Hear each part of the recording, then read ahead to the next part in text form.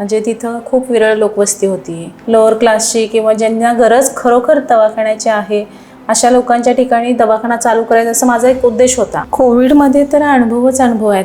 शिबिरं भरवण्यामागचा उद्देश काय आहे की म्हणजे जिद्दीनं पुढं गेलात तर तुम्हाला नक्कीच यश हे मिळणारच, की बाबा आपण चांगली सेवा पुरवूया, चांगला त्यांच्यासाठी काहीतरी करूया. आणि कसं असतं, आपण पुरस्कार मिळणे हे माझ्यासाठी महत्त्वाचं नाही आहे. घरात बसून जर मला कोविड झाला तर त्याच्यासारखं दुःख काय नाही.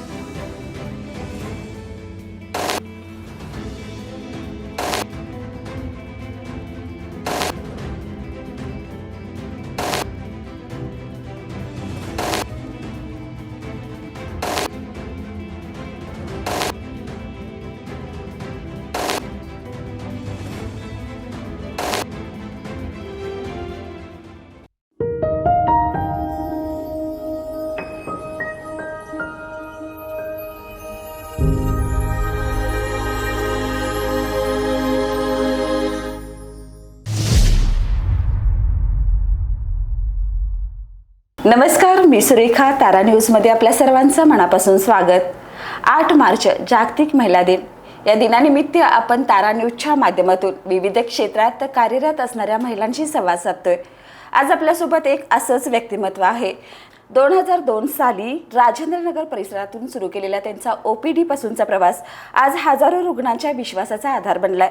गरीब आणि गरजूंना अत्यल्प दरात उपचार आणि विद्यार्थ्यांना मोफत शिक्षण, त्याचबरोबर कोविडसारख्या संकटातही न थांबता सेवा, या कामामुळे त्यांना रणरागिणी पुरस्काराने सन्मानित केले. आज आपण त्यांच्याशी संवाद साधणार आहोत आणि आज आपल्यासोबत आहेत डॉक्टर स्मिता राणी मोरे. तर नमस्ते मॅडम. नमस्ते. तारा न्यूजमध्ये तुमचं मनापासून स्वागत आहे. तर मॅडम, 2002 साली तुम्ही अत्यल्प साधनांच्या माध्यमातून OPD सुरू केली. त्यावेळेचा तुमचा संघर्ष कसा होता किंवा त्यावेळेचा तुमचा प्रवास कसा होता? कोल्हापूरमध्ये त्या काळामध्ये जर कमकुवत कोणती एरिया असेल तर ती राजेंद्रनगर होती. म्हणजे तिथं खूप विरळ लोकवस्ती होती किंवा बरीच म्हणजे झाडे होती किंवा तिथं रस्ते डेव्हलप नव्हते, रस्ते खूप खराब होते, लाईट्स नव्हत्या, पाण्याच्या सोयी नव्हत्या, त्यामुळे लोक तिकडे राहायला जास्त जात नव्हती, झोपडपट्टीची एरिया होती, अशा बऱ्याच गोष्टी होत्या. त्यामुळं त्या एरियामध्ये तसं OPD काढणं तेवढं कठीण होतं. पण मी सुरुवातीला कसं होतं की पिशवीकर हॉस्पिटलमध्ये मी MO म्हणून 24 तास काम करत होते. पण माझी इच्छा होती की ॲज अ डॉक्टर आपण स्वतःचा दवाखाना चालू करायचा. आपल्या समाजातील जी लोअर क्लासची किंवा ज्यांना गरज खरोखर दवाखान्याची आहे अशा लोकांच्या ठिकाणी दवाखाना चालू करायचा असं माझा एक उद्देश होता. म्हणून मी आणि माझ्या मैत्रिणींना बऱ्याच ठिकाणी सर्वे केला आणि आम्ही त्या एरियामध्ये दवाखाना काढण्याचा निर्णय घेतला. पण तो दवाखाना त्या ठिकाणी चालू केला तेव्हा मला खूप अडचणी आल्या. म्हणजे गाळा बघण्यापासून, गाळ्याचं भाडं देण्यापासून वगैरे अशा खूप गोष्टी होत्या की तिथं दवाखाना चालू करायचा म्हणून आम्ही गेलो. पण एक छोटा गाळा बघितला, तिथं दवाखाना चालू केला. आणि त्यावेळेला राजेंद्रनगर एरियामध्ये खूप मारामारी किंवा दंगे, लूटमार अशा गोष्टी बऱ्याच व्हायच्या. त्यामुळे मला बरेच जण म्हणाले, अगं तू इथं कशाला दवाखाना काढलास. पण मला तिथं अशी लोकं होती की जी झोपडपट्टीची एरिया होती किंवा जी म्हणजे ह्याची कामं करत होती, बांधकामाची, म्हणजे बांधकाम मजूर वगैरे अशी लोअर क्लासची पण वस्ती होती. शेतकरी होते, मोरेवाडीजवळ असल्यामुळे शेतकरी बरेच होते. अशा ठिकाणी म्हटलं त्या लोकांना सुविधा देता येईल ह्या हेतूनं, आणि माझी गायनॅक प्रॅक्टिस झालेली, तिथल्या लेडीजना त्या गोष्टीचा फायदा होईल ह्या हेतूनं मी तिथं दवाखाना काढला. पण अगदी छोटा दवाखाना होता. त्यावेळेला माझ्याकडं तसं बघायला गेलं तर काहीही नव्हतं. माझ्या सगळ्या मित्रमैत्रिणींनी मिळून मला दवाखाना काढून दिला. ॲक्च्युली अशी परिस्थिती होती, कारण तेवढे पैसेसुद्धा अफोर्ड करण्याइतपत माझ्याकडे नव्हते. दवाखान्याचे डिपॉझिट भरणं, दवाखान्याचं पार्टिशन करणं, दवाखान्याची औषधं भरणं, हे सगळं माझ्या मित्रमैत्रिणीनं केलं. आणि मी तिथं दवाखाना चालू केला त्या ठिकाणी. मग त्यामुळं कसं व्हायचं की झोपडपट्टी एरिया म्हटलं की लोक घाबरत होती. पण मला कधीही असं वाटलं नाही की त्या एरियामध्ये मी अनसेफ आहे. कारण मला अगदी झोपडपट्टीतल्या एरियापर्यंत सगळी मला ताई ताई म्हणून हाक मारून उलट मला तिथल्या माणसांनी खूप सहकार्य केलं की तुम्हाला ताई काय लागली तर मदत सांगा, असं म्हणजे बऱ्याच लोकांनी सहकार्य पण तसं केलं. त्यामुळं मला आजपर्यंत कधी त्या एरियामध्ये अनसेफ वाटलं नाही. त्यामुळं अशा पद्धतीनं हळूहळू माझी ओपीडी त्या ठिकाणी डेव्हलप होत गेली. अच्छा. आणि राजेंद्रनगर त्यावेळचं आणि आत्ताचं राजेंद्रनगर बघितलं तर खूप मोठा कायापालट झालेला आहे. त्यावेळेला राजेंद्रनगर खूप अगदी गरीब म्हटलं तर चालेल, काही ठराविक बंगलो सोडले तर राजेंद्रनगर खूप गरीब होतं. पण आता गरीब सुद्धा श्रीमंत झालेत आणि श्रीमंत सुद्धा श्रीमंत झालेत, अशी कंडिशन आहे राजेंद्रनगरची. जिद्द असेल तिथं मार्ग हा मिळतोच, हे तुमच्या बोलण्यावरून अगदी दिसून येते. तर मला असं विचारायचं की 24 वर्षापूर्वी काढलेला तुमचा दवाखान्याचा प्रवास आज कसा चाललाय? 24 वर्षापूर्वी मी एका छोट्या गाळ्यामध्ये दवाखाना काढलेला होता. सुरुवातीला पार्टिशनसुद्धा नव्हतं, असं रोड दिसत होता, असा दवाखाना होता. पण एक आहे की पहिल्या दिवसापासून माझ्याकडे पेशंट चालू झालेले होते आणि असं करत करत हळूहळू दवाखाना चांगला फुल व्हायला लागला, दवाखाना चांगला चालायला लागला, लोकांचा विश्वास वाढायला लागला. आणि आज त्याचं रूपांतर एका मोठ्या हॉस्पिटलसारख्या दवाखान्यामध्ये झालेलं आहे. त्यामुळं ह्याचं मला समाधान आहे की मी की पेशंटचा आशीर्वाद म्हणा किंवा लोकांचे आशीर्वाद बरोबर. म्हणा किंवा ज्या लोकांनी मला मदत केली, असे बरीच लोक आहेत ज्यांनी मला मदत केली. म्हणजे माझी मैत्रीण, बेस्ट फ्रेंड सुवर्णा माने म्हणून आहे, तिनं मला पहिल्यापासून सगळ्या गोष्टीमध्ये मदत केली. म्हणजे माने फॅमिली किंवा Parkar family, Shinde family, Bagewadi family, Pishvikar sir madam किंवा अच्छा. त्यांचे वडील, ओके. ह्या सगळ्या लोकांनी मला खूप चांगलं सहकार्य केलं. त्यांच्या आशीर्वादाने म्हणा किंवा त्यांच्या सहकार्याचं एक चांगलं मी करून दाखवलं म्हणा की मोठा दवाखाना झालेला आहे माझा. अच्छा. आणि माझी प्रगती त्या हळूहळू त्या गोष्टीनं झाली. आणि कसं आहे, लोकांनी पण त्या पद्धतीनं माझ्यावर विश्वास ठेवला. मी पण इथिकली त्यांच्यासाठी काम केलं. ओके. हे माझ्यासाठी खूप महत्त्वाचं आहे. तर खूप अभिमानाची गोष्ट आहे हे सगळं करण्यामागे. किंवा आता तुमचे उपचार सुद्धा अधिक खूप कमी म्हणजे कमी ह्याच्यामध्ये असतात तिथल्या एरियातल्या लोकांना म्हणा किंवा सर्वसाधारण लोकांना. तर ही प्रेरणा नेमकी तुम्हाला कुठून मिळाली? लहानपणापासून मला डॉक्टर या पेशाची आवड होती. ओके. की मला डॉक्टर बनायचं अशी माझी इच्छा होती. तशी आमची परिस्थिती काही खूप चांगली नव्हती, पण त्या ह्याच्यातून मी म्हणजे वडिलांनी मला डॉक्टर बनवलं. कसं का असेना, पण त्यांनी कधी असं मला म्हटलं नाही की आपली परिस्थिती नाही आहे आणि नको दवाखान्याचं विचार करूस. पण त्यांनी त्या ह्याच्यातून मला डॉक्टर बनवलं. आई वडिलांचे ते एक मोठे म्हणजे हे आहेत माझ्यावरती की त्यांनी मला चांगलं शिक्षण दिलं.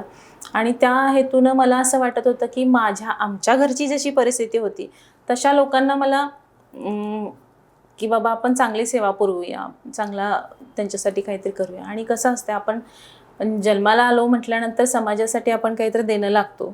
त्यामुळे मला असं वाटतं की आपण दुसऱ्यासाठी काहीतरी करावं, ह्या हेतूनं मी की चांगलं करण्याचा प्रयत्न केला. अच्छा.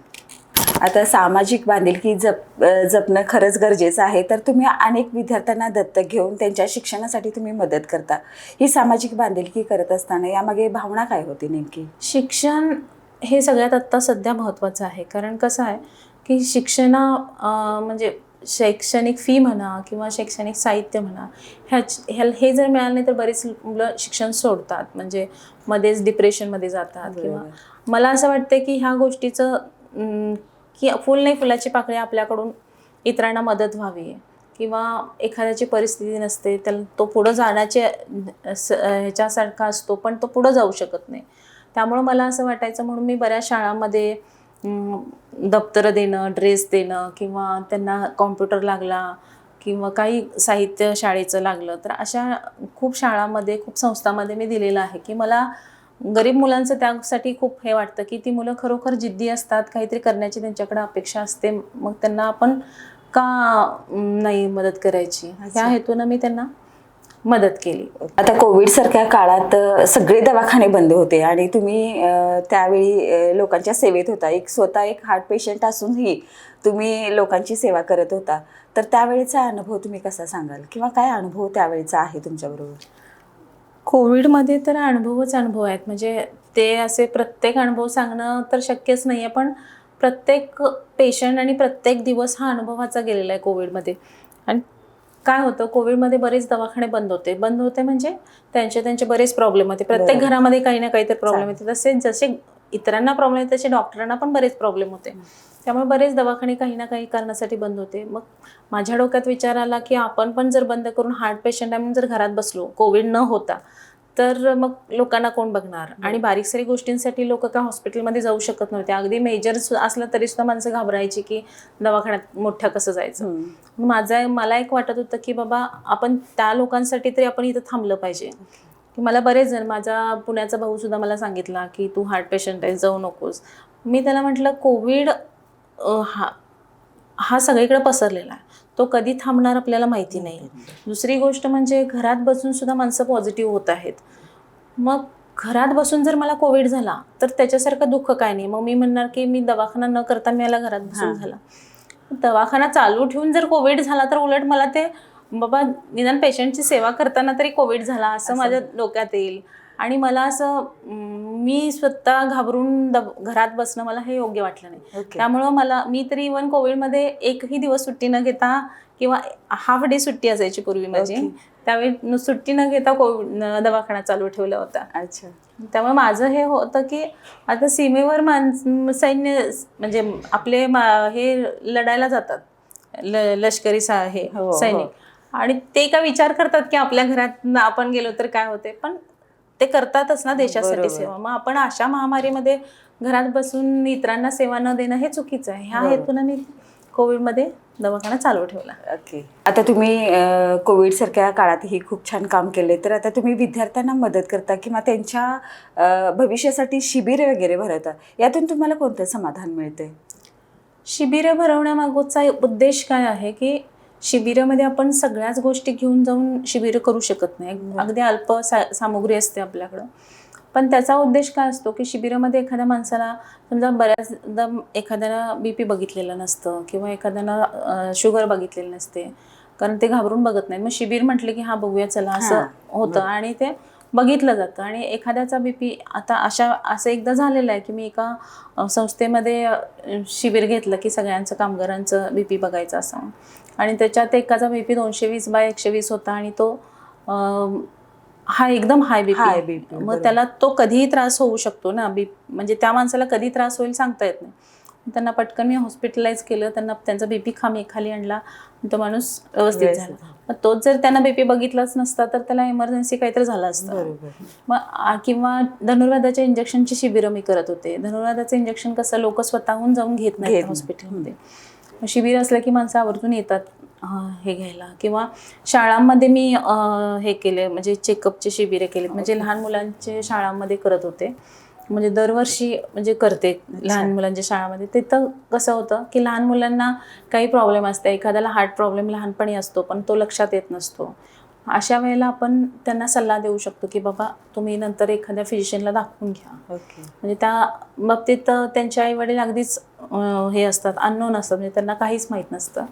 अशा लोकांना ते बरं पडतं, म्हणून लहान मुलांच्या शाळेमध्ये मी शिबिरं घेत होते. म्हणजे कुठे ना कुठं तरी ह्या गोष्टीचा त्या लोकांना फायदा होतो. आता तुम्हाला गायनाचीही आवड आहे, तर एक रुग्णसेवा करताय, परत अशी शिबिरं वगैरे ही सामाजिक कामं सुद्धा, आणि यासाठी गायनासाठी वेळ काढताना तुमच्या कामाचा समतोल कसा ठेवताय तुम्ही?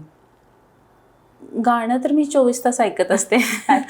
म्हणजे मला जेव्हा माझी OPDचा मधला पिरियड असतो, म्हणजे सकाळ संध्याकाळ माझी OPD असते, मध्ये थोडा वेळ असतो, आणि रात्री 11 नंतर 11:30 नंतर थोडा वेळ असतो. त्या ह्याच्यामध्ये एक अर्धा तास सकाळी, अर्धा तास रात्री. किंवा माझ्या OPDमध्ये सुद्धा मी पेशंटसाठी सिस्टीम लावून ठेवलेली आहे गाणं ऐकण्यासाठी. किंवा कसा एखाद्या पेशंटला कुणाला महादेवाचं गाणं आवडतं, कुणाचं दत्ताचं आवडतं, कुणाला गणपतीचं आवडतं. मग माझ्याकडं कसं प्रत्येक ह्याची गाणी फीड केलेली आहेत. मी त्या पद्धतीने गाणी लावते. मग एखादा त्या आवडीचा माणूस आला की तो निम्मा बरा होतो की हे गाणं ऐकल्यावर मला छान वाटलं. बरोबर असं म्हणून त्यामुळं माझ्या कानावर सतत म्युझिक चालूच असतं.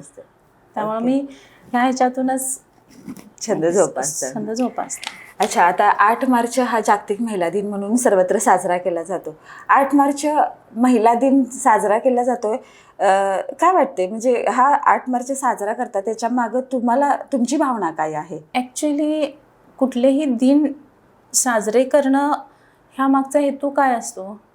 प्रत्येक दिवसच महिलांचा असतो, प्रत्येक दिवसच पुरुषांचा असतो असं काही नाही आहे. पण कसं असतं, त्या निमित्तानं काही गोष्टींना उजाळा मिळतो, किंवा त्या निमित्तानं काही महिलांना बाहेर जाणं होतं, किंवा आपल्या गोष्टी शेअर केल्या जातात, किंवा कार्यक्रम अटेंड केले जातात.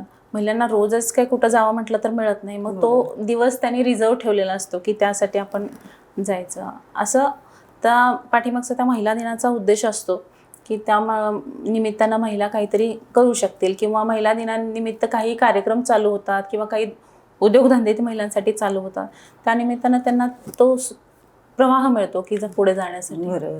तुमच्या मते यशस्वी महिलेची व्याख्या काय आहे? यशस्वी महिला होण्यासाठी एकतरी जिद्द, चिकाटी ह्या गोष्टी लागतात. एकतरी प्रामाणिकपणाने आपण जर काम केलं किंवा आपण कामावरती प्रेम केलं तर आपण नक्कीच यशस्वी होऊ शकतो. दुसरी गोष्ट म्हणजे कामाचा कंटाळा न करता जर पुढं गेलात. आता सुरुवातीला मी जर बघितलं तर मी 24 तास काम करत होते, म्हणजे सकाळ संध्याकाळची OPD करत होते, दुपारी 2 कॉलेजेसमध्ये लेक्चरशिप करत होते, रात्री नाईट ड्युटी करत होते. असं मी 20 वर्ष काम केलं. त्यामुळं मग नंतर हळूहळू दुपारचे लेक्चरशिप बंद केले, नंतर आत्ता सध्या नाईट बंद केली. मग 20 वर्ष मी असं काम करत असताना मला सगळे विचारायचे की तुम्हाला कंटाळा येत नाही काय, तुम्हाला झोप येत नाही का? पण हे केलं म्हणून आज मी ह्या स्टेजला आहे. कधी कंटाळा केला असता तर मी आज इथंपर्यंत आले नसते. आहे त्यात समाधान म्हणून गप्प बसावं लागलं असतं. म्हणजे एक आपल्याला उंच भरारी घ्यायची असेल तर आपण न कंटाळता, न थकता किंवा कामावरती प्रेम करून आपण पुढं गेला किंवा इथिकली आपण जे काय करतो ते इथिकली केलात तर तुम्हाला सक्सेस हे नक्कीच मिळतं. अच्छा. तर आता तुम्हाला रणरागिणी पुरस्काराने सन्मानित केले, काय त्या क्षणी तुम्हाला तुमची प्रतिक्रिया काय होती? पुरस्कार मिळणे हे माझ्यासाठी महत्त्वाचं नाही आहे. पुरस्कार मिळण्यासारखं काम खूप लोक करत असतात, पण कसं आहे की पुरस्कार का दिला जातो की काही माणसांनी म्हणजे माणसांना आपलं कामाचं एक हे असतं की बाबा ह्या व्यक्तीनं आपल्यासाठी केलं. म्हणजे जे लोकांनी माझ्यावर विश्वास ठेवला किंवा लोकांसाठी मी काही करू शकले ही त्याची पोचपावती आहे, फक्त एवढंच मी म्हणेन. अच्छा. तर आताची तरुण पिढी जी डॉक्टर या क्षेत्राकडे वळते त्यांच्यासाठी तुमचा सल्ला काय आहे? म्हणजे आत्ताची तरुण पिढी आहे डॉक्टर क्षेत्राकडे वळणारी जी आहे, किंवा आत्ताची कुठलीही तरुण पिढी डॉक्टर असू दे किंवा कुठल्याही क्षेत्रातील, की त्यांनी आज म्हणजे आत्ताचं जे आयुष्य आहे आणि पूर्वीचं जे आयुष्य आहे, पूर्वी इझिली कुठल्या गोष्टी मिळत नव्हत्या, आता सगळ्या गोष्टी इझिली मिळतात. त्यामुळं आत्ताची पिढी जर असा कंटाळा करते बऱ्याच गोष्टीमध्ये, तसा न करता आपण म्हणजे जिद्दीनं पुढं गेलात तर तुम्हाला नक्कीच यश हे मिळणारच, असं माझं मत आहे की ह्या पिढीनं आपण पुढं जावं आणि काहीतरी. माझं असं मत आहे की ज्या आई बापाने आपल्याला शिकवलं त्यांचं नाव उज्ज्वल करावं असं मला वाटतं. आता मॅडम तुम्ही यशाचं डोंगर जवळजवळ पार केले म्हणायला काही हरकत नाही, तर यामागे या यशामागे कुणाचा पाठिंबा तुम्हाला जास्त मिळाला आहे? या यशामागे मला बऱ्याच जणांनी मदत केलेली आहे. सगळ्यात सुरुवातीला म्हणजे माझ्या आईवडिलांनी की मला त्यांनी हे त्यांच्या खडतर परिस्थितीतून पण हे शिक्षण दिलं. दुसरं म्हणजे माझ्या मित्रमैत्रिणींनी, एकतरी मगाशी मी बोलल्याप्रमाणे माझी मैत्रीण माने फॅमिली, म्हणजे तिनंच एकटीने त्याच्या अख्ख्या फॅमिलीनं किंवा पारकर फॅमिलीनं किंवा मी जिथं राहत होते त्या शिंदे फॅमिलीनं, परत मी आत्ता जिथं राहते तिथं त्या बणे फॅमिली, कुलकर्णी फॅमिली किंवा बागेवाडी फॅमिली, सावंत फॅमिली, अशा बऱ्याच फॅमिलींनी मला मदत केली की मला कोल्हापुरात आल्यानंतर मला असं वाटलं नाही की मी एका अनोळखी गावात आलो, कारण कोल्हापूर माझ्यासाठी खूप नवीनच होतं.